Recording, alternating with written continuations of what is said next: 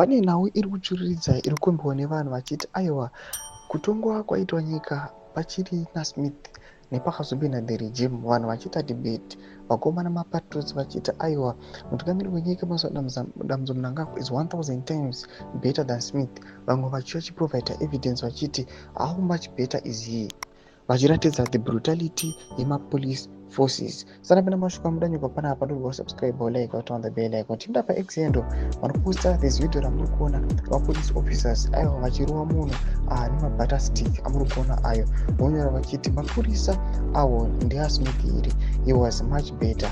Ndo mashuka amuda chitokwa tinovakomana vekozva vanouya vachiposta this picture ramuri kuona, vonyora vachiti the late prime minister Rhodesia Ian Douglas Smith was born 1919 2007 from Shurugwi. He was a politician, a farmer, and a jet fighter pilot.